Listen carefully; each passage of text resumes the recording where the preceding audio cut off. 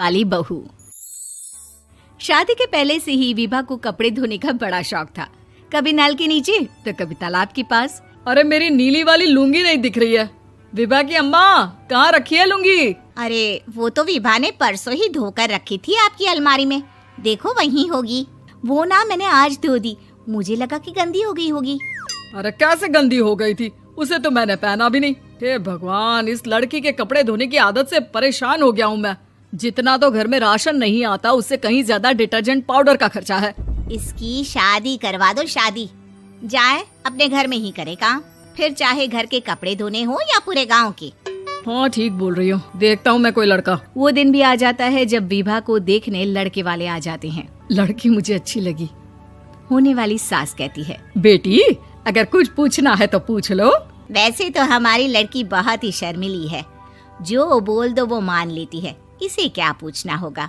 अरे कैसी बात कर रही हो माँ, मुझे इन लोगों के घर रहना है, सवाल तो कई है। हाँ हाँ बेटा, पूछ लो ना, क्या पूछना है। आप लोगों के घर कपड़े कौन धोता है? सास का मुंह बन जाता है।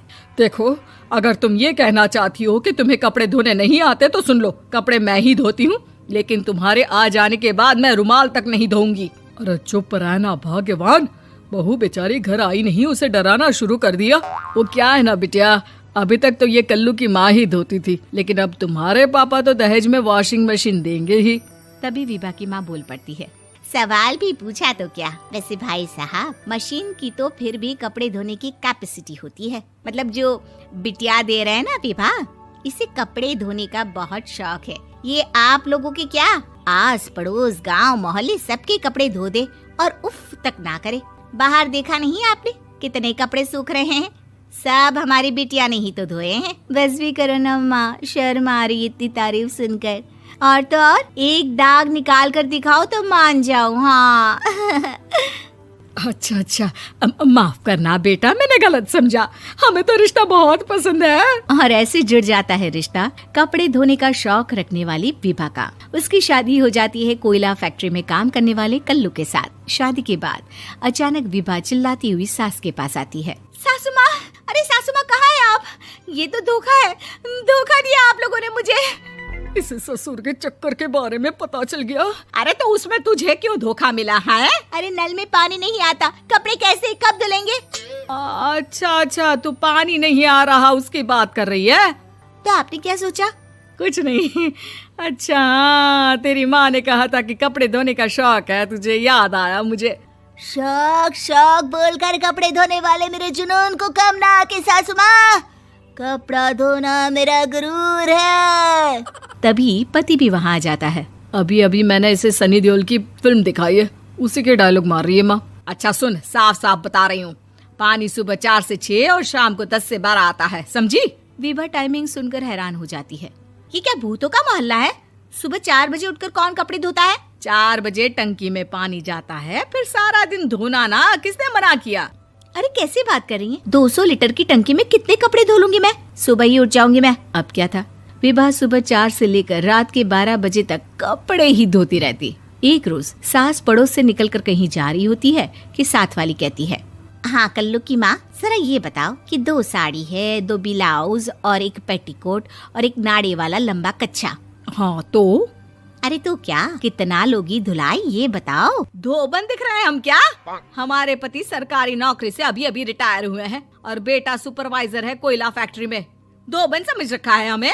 हाय रे कल्लू की अम्मा, माफ कर दो, वो तो मोहल्ले में यही सब बता रहे थे कि तुमने बहू को कपड़ा धुलवाने के काम में लगा दिया है। सास को पड़ोसन की बात सुनकर गुस्सा आ जाता है। वो घर पहुंचती है जहां घर के बाहर ही इतने सारे कपड़े सूख रहे होते हैं जितने कि किसी धोबन के घर पर। अरे ओ कल्लू की दुल्हन, बाहर निकल। माँ जी यहीं आ जाओ, बाथरूम में चादर धो रहे हैं हम। अरे अभी हम धोते हैं, तुमको बाहर निकलो। ये आस पड़ोस वाले बोल रहे हैं कि हम बहू से कपड़े धुलवा कर उसे कपड़ा धोने वाली बना दिए हैं। अरे छोड़ो ना माँ जी, किन लोगों की बातों में आती हो? आस पास के लोगों का तो काम ही होता है कि वो किसी तरह सास बहू को लड़ा दे। बहू सारे घर के कपड़े धोती है, ये क्या कम है? बोलिए। सास को भी लग जाता है कि वो बहू का ये सनकीपन नहीं छुड़वा सकती, इससे अच्छा है कि खुद ही चुप हो जाए। एक रोज सास और बहू मंदिर जाते हैं, जहाँ सास की साड़ी वहाँ खड़ी भीख मांगने वाली से मिलती है। माँ जी क्या बात है, आपकी साड़ी उस भिखारन से कितनी मिल रही है ना? हाँ हाँ देखो तो, दोनों की साड़ी मिल रही है। क्या बात है कल्लू की अम्मा, तुम खुद को तो अफसर की बीवी बताती हो और ऐसी सिंपल सी प्लेन साड़ी पहनकर घूमती हो। सिंपल और प्लेन नहीं है ये साड़ी। तो क्या सोने के धागे से फूल बने हैं? कुछ भी सासू माँ, कुछ भी। हाँ बने थे इस साड़ी में सोने के धागे से फूल। मेरे पति लेकर आए थे मद्रास से स्पेशली मेरे लिए 10,000 की। ताहे भाई साहब इस भिखारन के लिए भी सेम टू सेम साड़ी लेकर आए होंगे 10,000 की। सास उस वक्त तो कुछ नहीं कहती, लेकिन बहू के साथ घर आती है और अलमारी से एल्बम निकाल कर लाती है। ये साड़ी देख रही है, ये वही साड़ी है जिसे मैंने अभी पहना था। इस साड़ी में ये जो चमकदार फूल दिख रहे हैं ना, ये सोने के धागों से काढ़े गए हैं। लेकिन तू लोकल वॉशिंग मशीन ब्रश से घिस घिस कर सारे फूलों को निकाल कर साड़ी प्लेन कर दी। मुझे माफ कर दीजिए सासू माँ। और तो और, जब मैंने तुझे तेरी गलती के लिए कुछ नहीं कहा, लेकिन तूने तो सबके सामने मेरा मजाक ही बना दिया। क्यों? बहू को समझ में आ जाता है कि अब से उसका